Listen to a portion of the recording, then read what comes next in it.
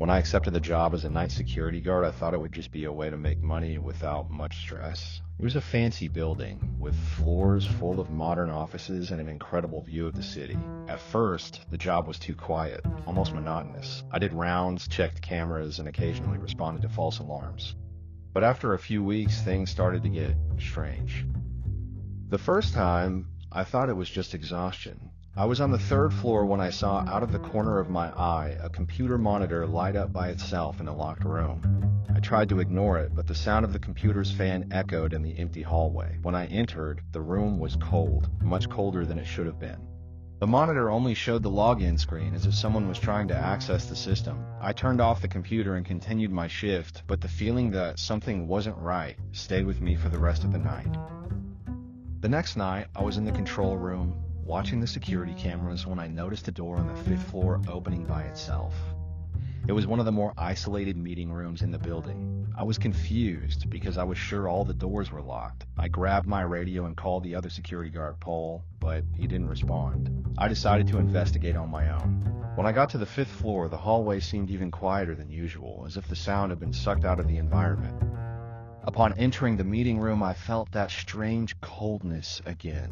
The window was closed, and the air conditioning was off, so there was no reason for it to be so cold. The door was open, but the room was empty. That's when I heard footsteps behind me. I turned quickly, but the hallway was empty. Suddenly, my radio crackled, and Paul's voice came through, but it was distorted, as if he were somewhere with bad reception. He kept repeating my name, but with such urgency that it gave me chills. I followed the sound of Paul's voice down the hallway, where the light of a lamp flickered intermittently. I was starting to get really nervous. It wasn't normal for the radio communication to fail like that, especially with the tone so distorted. I stopped at the door of another room and looked inside. The lights were off, but something seemed to be moving in the darkness. My heart pounding, I took a step forward, only to see what looked like the silhouette of a person standing inside.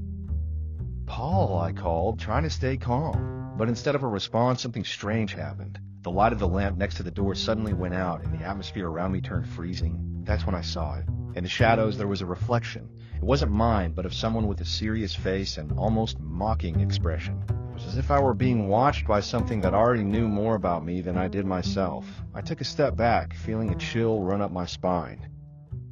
Suddenly, the radio on my belt burst into static, and Paul's voice, low and tense, finally came through. But it wasn't the same as before. He sounded frantic. "Jake, something's wrong here. I can't stay here anymore. They're inside the room. It's too late, Jake. Don't trust them." The message was abruptly cut off, and the radio went silent. My heart raced. I knew something was wrong. Paul's voice trailed off at the end of the sentence, and something in its tone made me feel like I was being hunted. With the feeling that something was about to catch up to me, I turned and ran toward the elevator. The doors closed behind me, and I breathed a sigh of relief, happy to have escaped that hallway. But the feeling of being watched didn't disappear. Something was still there, waiting.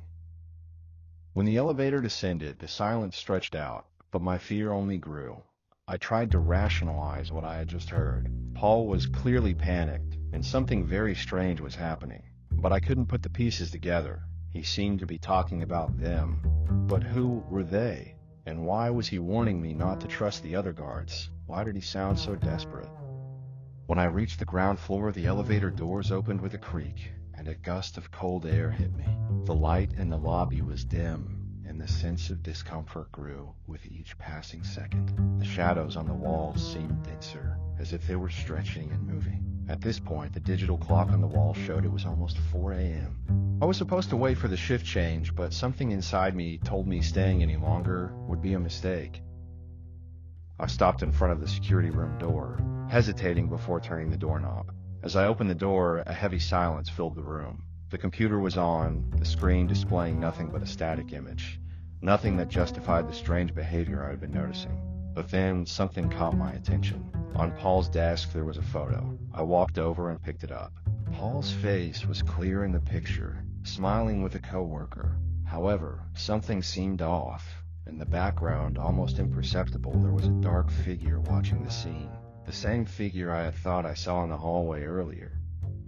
From that moment on, everything started to make a distorted sense, like a nightmare that couldn't be controlled. I looked around, searching for signs, something to explain what was happening. Suddenly, a muffled sound, like dragging footsteps, echoed in the hallway. My heart leapt in my chest. I knew I was alone, or at least I thought I was. The sound of footsteps grew louder, as if someone was getting closer. My body stiffened. I looked at the security cameras in the room and saw only static images of empty hallways. There was no one there, yet the noise seemed to intensify. The security room door slowly closed behind me, as if someone had pushed it shut. The pressure in the air was suffocating, and the feeling of being watched surrounded me like a fog. I needed to get out of there. When I turned to leave, something in the corner of the room caught my attention. The computer screen flickered for a second, then a message appeared. Run. I could barely breathe. There was no way someone could have typed that, unless I was alone. I was sure of it. But then my phone vibrated. The screen showed an unknown caller. I hesitated, but eventually answered, trying to ignore the panic beginning to take over me. "Jake," said a low voice, almost whispering. "They're watching you. I tried to warn you. Don't trust anyone." The call suddenly dropped, leaving only the sound of silence, now even more deafening. Was I going crazy? Or was there something truly wrong with that building and the other security guards? The security room door opened, and I jumped. My heart nearly leaped out of my chest. But when I looked down the hallway, everything was silent again. No footsteps, no shadows, nothing. It was as if nothing had happened. I was beginning to doubt my own sanity, but I knew I had to uncover the truth before it was too late. I decided I needed to go to the upper floor to investigate what was going on with the security systems. My head was spinning with so many unanswered questions. I knew I should have left when I had the chance, but something was pulling me. Something telling me I couldn't give up now. I no longer trusted anyone, and I knew I had to find out what was going on before it was too late. I slowly climbed the stairs, hearing the sound of my own footsteps echoing through the empty building. When I reached the top floor, I noticed the lights were dimmer than usual. It made me hesitate. I couldn't understand why the lighting system was failing there, but my instinct told me to keep going. As I passed the door leading to the floor's security office, I noticed the door was slightly open, just enough for me to hear low murmurs coming from inside. My stomach churned. The feeling of being watched hit me like a wave, and I didn't know what to do. I approached cautiously, careful not to make any noise. As I got closer to the door, the murmurs grew clearer, and that's when I heard a familiar name. My name. "Jake," whispered a low voice, echoing through the empty space. I almost froze right there, not knowing whether to enter or run. Before I could make a decision, the door swung open completely, and I was thrown backward by an invisible force. The air around me turned cold, and a strong wind blew from the hallway as if it had come from inside the office itself. The office was empty, but the desk was covered with old papers, photos, and something that made my blood run cold, a photo of my family. My heart raced. How was that photo there? What else were they hiding from me? That photo left me completely paralyzed. How could something so personal be there, in the middle of that strange building? The memories began to mix with the confusion of the moment, and a feeling of helplessness overtook me. The walls of that office seemed to close in slowly, and I felt like I was being swallowed by something much larger than I had imagined. I began to examine the papers scattered across the desk. There were records of former employees, some spreadsheets that didn't make sense, and something that immediately caught my attention, a list of names. I didn't recognize most of them, but the last name on the list, Jake Porter. It was my name, but I had never worked on the floor where those papers were.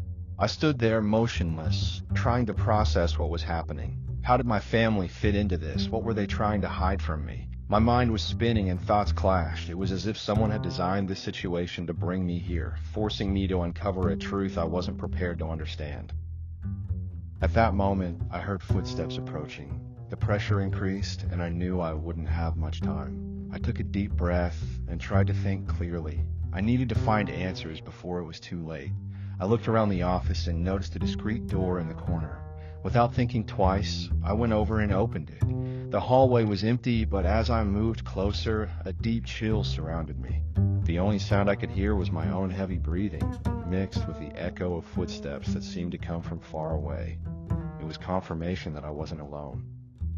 When I saw the name Jake Porter on the list, something inside me froze. At first, I thought it was a coincidence, but when I looked more closely, I realized something was wrong. It was my name, yes, but what really disturbed me was the name just above it. It was my uncle's name. He was on the list too. Victor Porter. He had never told me anything about working there. In fact, he died a few years ago in an accident, one of those cases that no one really discussed in the family. His death had always been a complicated subject, full of gaps. The revelation at that moment made my head spin. How was he connected to this building? Why had I never known about this? This changed everything. It wasn't just a simple investigation into a missing coworker. I was at the center of something far beyond me. The connection seemed so strong, as if the whole building was somehow destined to involve my family. Maybe what happened to my uncle wasn't an accident, and he knew something I was starting to uncover. I began to feel completely disconnected from reality. The building, with its silent hallways and impersonal atmosphere, now felt like a prison. The walls that once seemed empty now carried stories I didn't want to hear. I needed to find answers. Did my uncle have something to do with what was happening? And what if the disappearance of my security colleague had something to do with it too? All these questions began to explode in my mind as fear completely took over me. I knew I couldn't stay there forever. It was too dangerous. But before I left, something caught my attention. Next to the papers, there was a map of the building, with areas marked with red circles as if indicating something important. One of the circles was exactly where I was, in the room where the papers had been found. The other circle, however, was in the building's basement, a restricted area that even the security guards couldn't access without permission. My heart raced. What else was buried down there? I knew that exploring that basement would likely reveal more than I wanted to know, but the truth was now within my reach, and there was no turning back. I knew that by going down to the basement, I would probably find something I didn't want, something I might not be able to walk away from alive after discovering. The sense of danger was overwhelming, and with that, a decision was made. I wouldn't risk my life for answers that might not even be the ones I wanted to hear. Instead, I grabbed my phone and called the police. Hello, this is the security guard from Building X. I need help. Something is wrong here. I don't know what's going on, but something very strange is happening with one of my colleagues and with the building. He's disappeared and I don't know who to trust anymore. The police arrived in less than 20 minutes. I felt relieved to see the patrol car's lights illuminating the building. But at the same time, my stomach churned with the fear of what they might find. It all seemed like a big conspiracy, something so sinister I didn't even know how to explain it to them. It happened as I feared. My coworker Paul was found unconscious at the back of the building. He was in one of the hallways near the restricted area. When he was awakened, he was completely disoriented, unable to remember anything. He stood up confused, looking around, but didn't seem to understand why he was there. He had no memory of anything, not even how he got there. The police took him to the hospital, and the medical report showed no signs of aggression, but also didn't provide any clear answers. Paul seemed even more shaken, but what bothered me most was the expression on his face. He seemed different.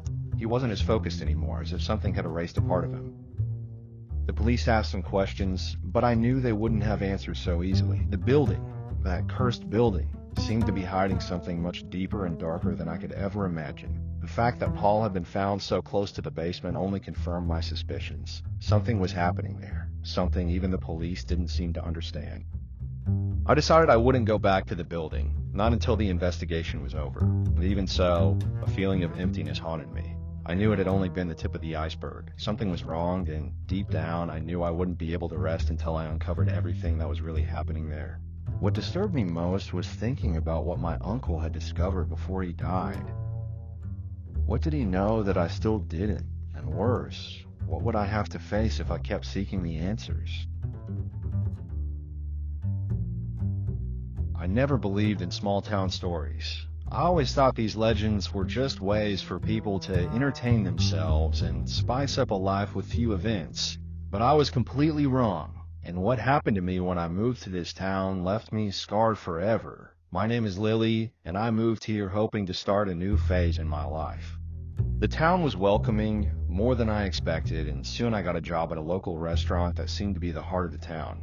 Everyone there seemed very friendly, almost as if they had known each other for years. I felt at home, but there was something strange in the air. People were very kind, but in a way, reserved, as if they were always hiding something. It was only over time that I began to realize there was something else going on here, something no one wanted to talk about. The townspeople, although friendly, avoided certain topics, and one in particular always came up when someone mentioned the past. They talked about the legend of a woman who had disappeared many years ago.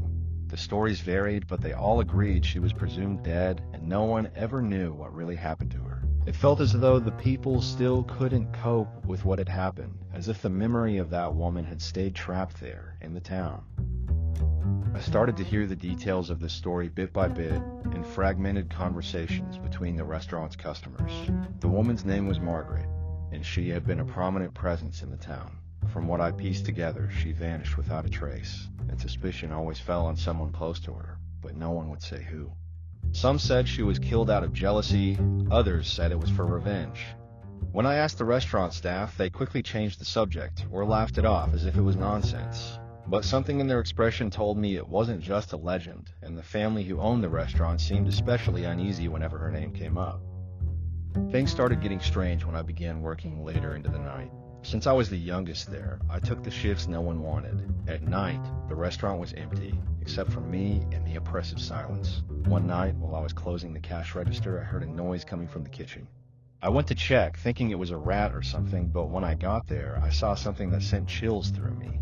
A woman with long hair and old-fashioned clothes reflected in the window, staring directly at me. When I turned around, no one was there. I tried to convince myself it was just my imagination, but the feeling of being watched was so strong that I could barely finish the work.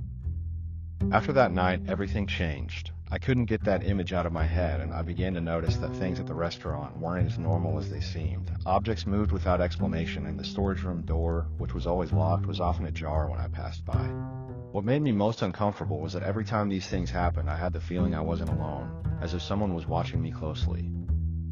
One night, while I was cleaning the tables after closing, I heard heavy footsteps in the corridor leading to the basement. There was no one else in the restaurant, but when I went to check, I saw the basement door slowly closing. My heart raced. I gathered my courage and descended the stairs, each step echoing in the silence. Downstairs, in the midst of shelves full of old things, I noticed something written on the wall. It was a name, Margaret, scribbled several times, as if someone had desperately tried to leave a message. The temperature seemed to drop, and a shiver ran down my spine. I left as quickly as I could, locking the door behind me. After that, I knew I had to find out who Margaret was. I asked around discreetly, but most people avoided the topic.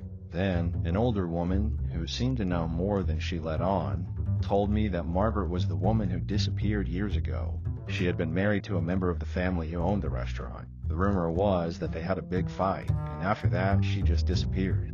The police investigated, but they never found anything linking the family to her disappearance. The case was closed as a voluntary disappearance. With this new information, my suspicions grew.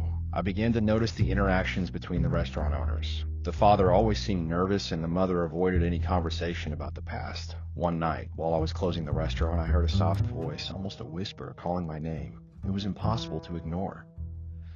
The voice seemed to be coming from the basement. Armed with my phone to light the way, I went down again. This time, the basement door was unlocked, and when I opened it, the smell of damp earth hit me. I knew I was about to discover something that would change everything. In the basement, the darkness felt almost solid. I used my phone's light to illuminate the space and noticed something in the farthest corner. It was a small, old, worn chest. My heart raced as I approached it. When I opened it, I found a pile of old papers, photos, and most disturbingly, a blue dress stained as if it had been there for decades. I recognized the dress from the descriptions of Margaret I had heard in town. The feeling of being watched grew so strong that I almost dropped everything and ran out, but I couldn't. I kept going through the things until I found a handwritten letter. The handwriting was frantic, full of cross-outs, as if the person who wrote it was in a panic. It said something like, "I know he's going to kill me. If anyone finds this, please tell the truth. He's dangerous." There was no signature, but enough to make me understand that Margaret never fled voluntarily. A noise behind me made my heart race. I turned and saw the father of the family standing there staring at me. His expression was a mix of anger and desperation. He didn't say anything. He just stood there staring at me. I felt the air grow heavier, as if each second lasted an eternity. The only thing I could do was hold the letter tighter. as if that would somehow protect me. He took a step forward and my mind went into alert mode. I tried to appear calm, but the truth is I was terrified. Before he could come any closer, I made up that I was looking for something I had dropped. I don't know how, but I managed to pass by him and climb the stairs. When I reached the kitchen, his wife was there, silently watching me as if she already knew what I had seen. It was at that moment I realized they were all involved. There was no way out of this situation without seeming suspicious. I had to pretend everything was normal. I said I was feeling sick and was going home. They didn't say anything, just looked at me as I left. As soon as I stepped through the door, my only priority was to grab my things and leave that town as quickly as possible. When I got home, my heart was still racing. The letter was still in my hand, like a physical piece of evidence of everything I had uncovered. I started packing my things without a second thought. Every sound coming from outside made me jump, as if at any moment someone would knock on my door. I didn't even want to imagine what would happen if they realized I knew too much. Everything about that town, that family, felt so wrong, so out of place. I grabbed my backpack, shoved the letter inside, and left as fast as I could. My only plan was to drive as far away as possible until morning. As I passed through the town's empty streets, I felt like I was being watched. It was almost as if the houses, the streetlights, even the wind were conspiring to keep me there. When I finally reached the main road, it felt like a weight had lifted off my shoulders. I didn't look back, not for a second. In the days that followed, I tried to process everything that had happened. I arrived at a bigger town and stayed in a cheap hotel, still with the feeling that I was being followed. I thought about going to the police, but what would I say? That a woman who disappeared decades ago was showing me clues through visions? No one would believe me, and the letter I had might not even be enough to prove anything. Besides, who knows how far that family's influence reached? I decided to keep the letter and avoid any contact with that town again. I never went back to the restaurant, nor did I respond to messages from some people who asked why I left so suddenly. I didn't know who was involved or who could be trusted. Sometimes I still have nightmares about those visions, especially the face of that woman in the reflection. It felt like, even after escaping, a part of her had stayed with me. To this day, I don't know exactly what happened in that town. But one thing I'm sure of, that place holds secrets that should never be uncovered. I ended up with the feeling that I did the only thing I could to survive, leave and never look back. I never imagined that a night shift at a gas station could be so strange. At first, it seemed like the perfect opportunity. Few responsibilities, no supervisors hovering over me, and a quiet environment. The station was located on a deserted road, far from any town, surrounded by empty fields and absolute silence. In the first few days, everything went as expected. Some drivers stopped to refuel. Most of them exchanged no more than a good night before continuing their journey. But on the third night, things started to get weird. Around 2 a.m., the reception phone rang. That was already strange because who would call a gas station in the middle of the night? When I answered, I only heard static, followed by a distant sound that seemed a muffled cry. The next night, the phone rang again, almost at the same time. This time, the static was mixed with strange noises, as if someone were scratching the microphone on the other end of the line. I asked, "Hello? Who's this?" But there was no response. I could only make out one word in the midst of the noise. Help. It was a weak, almost childish voice, and it sent a chill down my spine. I tried to ignore it, thinking it was a bad prank, but after I hung up, I began to hear noises outside the station. Like something or someone walking on the asphalt slowly. When I went outside to check, there was no one. But that night, I had the feeling that I was being watched the entire time. The following night, I was more alert. I admit that I started my shift already uneasy, trying not to let my imagination take over, but sometimes it felt impossible. Around the same time, 2 a.m., the phone rang again. When I answered, I didn't hear static this time, but rather heavy, irregular breathing, as if someone were struggling to speak. "Who are you? Why are you calling me?" I asked, trying to sound firm, but my voice faltered. The response came, low and drawn out. "We're trapped." My heart raced. I asked what that meant, but all I heard was a muffled scream before the line went dead. From that moment on, the noises inside the station started to become more pronounced. First, there were footsteps coming from the convenience store where we kept snacks and drinks. I went there and found a bag of chips on the floor as if someone had dropped it. Then I heard a strange noise coming from the bathroom area, a sound that seemed like a dripping faucet, but all of them were dry. I returned to the reception and forced myself not to think about it, but then I clearly heard my name being whispered, coming from the hallway that led to the storage room. Nick. It was soft, but laden with something I can only describe as desperation. I wanted to run, but my legs felt paralyzed. Whoever was whispering my name seemed to be getting closer, as if the sound echoed through the walls. I grabbed the flashlight that was kept at the reception and decided to check the storage room, even against all my instincts.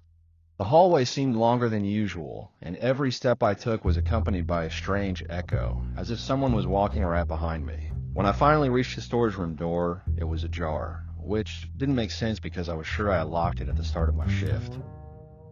I slowly pushed the door open, and the beam of the flashlight illuminated the interior. Everything seemed normal at first, until I noticed something scratched into the wall at the back, scratch marks as if someone had used their nails to write something there. When I got closer, I realized they formed words. "We are here." My blood ran cold. As I read those words, I felt something rush past me so close that I almost dropped the flashlight. I swung the light around the room, but there was no one there. My heart was racing so fast I felt like I was going to pass out. I wanted to drop everything and run, but the fear that something might follow me or catch me before I could leave the station kept me frozen in place. I took a deep breath, trying to control the panic, and turned to leave the storage room. As soon as I stepped outside, the reception phone rang again, echoing through the oppressive silence of the night. The sound made my heart nearly jump out of my chest. The phone seemed like a magnet for the worst kind of curiosity, but I knew I had to answer it. I walked back to the reception, the flashlight shaking in my hand. I picked up the phone slowly, expecting to hear those strange sounds or a disturbing voice, but this time I only heard a heavy silence. I was about to hang up when a voice whispered, "You saw the signs, Nick. Leave while you can." My eyes widened, and I felt cold sweat running down my forehead. Before I could respond, the call dropped. I dropped the phone and looked around, my mind racing to understand what was happening. It was as if the station itself was trying to warn me, or worse, trap me there. That's when the reception light started flickering, and the noises from the back grew louder, as if someone were pounding on the walls. I was paralyzed, the phone still hanging off the hook, swaying slowly. Each bang on the wall seemed louder, closer, and I was sure that at any moment something was going to appear. But what terrified me even more was when the glass on the front door began to vibrate, as if something outside were trying to get in. It wasn't the wind, I knew that. I grabbed my flashlight and pointed it at the door, but all I could see was the impenetrable darkness of the night. I decided I had had enough. I grabbed my keys and ran to the car parked next to the station. The problem was that the noise seemed to follow me, echoing off the outside walls and even inside the car when I got in and locked the doors. I started the engine with trembling hands, but before I could shift into gear, the headlights illuminated something in the rearview mirror. A figure standing right at the entrance of the station was staring at me. It didn't look completely human. The body was distorted, as if out of focus, but its eyes glowed in a way I will never be able to forget.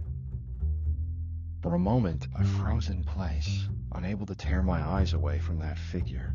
Her eyes seemed to glow with an indescribable hatred, as if she were blaming me for something I didn't even understand. Finally, my survival instinct kicked in, and I shifted gears, speeding away from the gas station and leaving it behind. But even as I drove, I had the feeling I wasn't alone.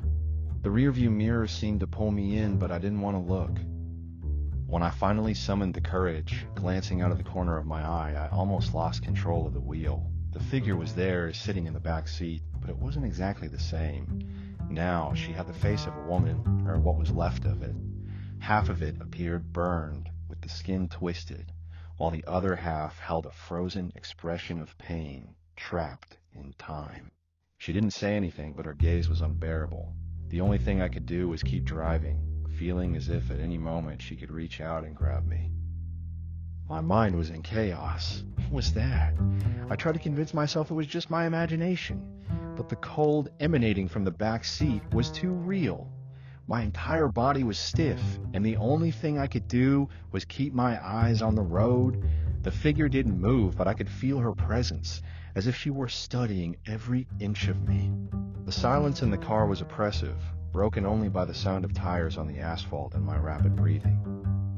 I decided to drive straight to the police station, even though I had no idea how I would explain what was happening. The road seemed to stretch on forever, as if I were stuck in an endless loop. When I finally spotted the city lights, I took a quick glance at the rearview mirror. She wasn't there anymore. The backseat was empty. A mix of relief and panic washed over me. Had I imagined it all? I stopped the car on a busy street, got out, and leaned against the door, trying to control my breathing. That's when I noticed something that made my blood run cold. I was trying to calm myself down when I saw something that sent me into complete panic. On the glass of the rearview mirror, there were fingerprints smudged with something, as if someone had touched the glass while I was driving. I was sure no one had been there before. The feeling of being watched returned with full force, and I ran toward the police station. I no longer cared what people would think of me. I had to tell them what was happening. As soon as I entered, I went straight to a police officer. I quickly explained what had happened, and he looked at me with a skeptical expression, but something in his eyes made me think he had heard something similar before. He asked me if I had heard about the accident that happened years ago. At that moment, a sense of déjà vu washed over me, as if I had heard something about it before, but I couldn't remember. The officer then explained that many drivers passing through that road reported strange occurrences, as if something was following them or moving with them in the shadows. He told me the gas station I worked at was located in a place known as the Death Spot. That's where the accident happened, and since then, many swore to have seen strange figures along the road at night. And the worst part, according to him, was that the victims never managed to leave. Their souls were still trapped. I never thought something so strange could happen to me. I was just trying to save money while doing my master's, so I found a room in a shared house. At first, everything seemed fine. The other housemates were at first glance normal people, students like me just trying to live their lives. But after a few weeks, I started to notice things I couldn't explain. First, it was the way they behaved at night. During the day, they were completely normal, but at night, when everything got quiet, the sound started. They whispered among themselves, softly in a language I didn't recognize. I tried to ask once, but whenever I brought it up, they changed the subject immediately, as if it was something that couldn't be discussed. What bothered me the most, however, were the symbols. I didn't know what they meant, but I started finding them all over the house. At first, it was a small mark on the hallway walls. I thought it was just in my head, so I ignored it. But when I passed through the kitchen, there it was again. And then in my room, more symbols, more marks. I tried to rub one off, but it was as if it had been etched into the wall, like something or someone had deliberately left it there. The atmosphere started to feel strange. I couldn't sleep properly anymore. At night, I felt like I was being watched, and the whispers never stopped. I needed to know what was going on, what they were doing, and that's when I started investigating the house's history. My investigation began with a simple online search. Nothing major, just looked up the name of the street where the house was located. I found something strange, an old reference to a cult that had operated in the area. At first, I thought it was just an urban legend, something to scare tourists, but the more I read, the more uncomfortable I started to feel. The house I was living in, according to the reports, had been one of the main locations for this cult decades ago. The descriptions were vague, but mentioned secret rituals, symbols, and ceremonies held at night. This would explain the strange nights, the unintelligible whispers, and the mysteriously appearing symbols. But I couldn't believe something so absurd, could I? One night, after another one of these whispering sessions, I decided to stay awake. I knew something was wrong, and I was determined to figure out what. I peeked through the crack in my bedroom door, and to my surprise, I saw the other housemates gathered in the living room. They were standing in a circle, and the atmosphere was tense. They were speaking again in this strange language, their bodies trembling as if they were in a trance. My heart started to race. I felt like I shouldn't be there, but I couldn't pull away. What was that? They were doing something I couldn't understand, something that felt bigger and more dangerous than I imagined. I felt paralyzed, but I couldn't look away. They began drawing symbols on the floor with a dark substance. It looked like paint, but the smell was unbearable. With every stroke, the atmosphere in the house became heavier, and I could feel something approaching, something that shouldn't exist in this world. When the circle was finally complete, they turned to the center of the room and began to chant softly, as if they were calling something. The sound was inhuman, like words that shouldn't be spoken. A chill ran down my spine, and I could barely breathe. Something was terribly wrong there, and I knew that if I didn't run, I would be lost. That same night, I decided I couldn't ignore what was happening anymore. I needed to leave no matter what. I went to the door, but something stopped me from opening it. It was as if an invisible force was holding me back. I heard footsteps behind me, but when I turned, there was no one there. The terror paralyzed me. That's when I realized I wasn't alone in the house. The feeling of being watched became unbearable, and in a rush, I ran to the window of my room. I looked outside, but something made me stop. The house was surrounded by a thick fog, as if something was invading the house. I didn't know what was happening, but at that moment, I knew the cult wasn't a story from the past. It was still very much alive. Fear consumed me completely. Every step I took toward the door felt heavier, as if the house was trying to hold me back, as if the walls were closing in around me. When I finally managed to open the door to my room, the hallway was empty, but the light started flickering, shadows danced on the walls, distorted and unreal. I barely had the courage to take the next step, but something pushed me forward. I needed to get out of there, but in the instant I stepped into the hallway, one of the doors on the upper floor opened on its own. The air turned cold, the sound of footsteps echoed through the house, and I knew, deep down, it wasn't safe to leave alone. Something was waiting for me. I ran to the living room, looking for an exit, any exit, but the house seemed to have turned into a maze. I didn't recognize the hallways anymore, as if the walls had shifted. At that moment, the figures that had once been just strange materialized before me. They weren't my housemates anymore. They were dark, pale figures with distorted faces, moving toward me slowly, as if crawling. The terror was indescribable. They got closer to me, whispering words I couldn't understand, but I knew they were cursed. The last thing I remember was a cold hand touching my shoulder, and then an absolute void. What happened next, I never knew. When I woke up, I was on the street, the house behind me silent and empty. But to this day, something tells me the cult is still lurking, waiting for its next victim. I tried to rationalize what happened that night. I went to the police, but there was no trace of anyone in the house, not even the symbols I had seen on the walls. The place was completely clean and empty, as if it had been abandoned a long time ago. However, even after months, the feeling of being watched hasn't left me. Sometimes when I'm alone in my apartment, or even on campus, I get a chill down my neck, like someone is nearby, whispering something I can't understand. I clearly remember a sensation, a cold touch, as if something or someone was trying to pull me back into that house, to that place where the ritual still happened. I don't know what happened to my housemates, or why I was spared that night. All that remains is the emptiness and the feeling that somehow I never left that place. Sometimes I stay awake late at night, hearing the whispers as if they're still calling me. I ignore them, but the truth is I know I can't forget. They're still there, waiting, and there's something inside me, something deep, that tells me the cult is still alive, operating in the shadows. And the scariest thing of all, I have the feeling that somehow I was chosen. They didn't let me go. And now, I know that sooner or later, the house will be my prison too.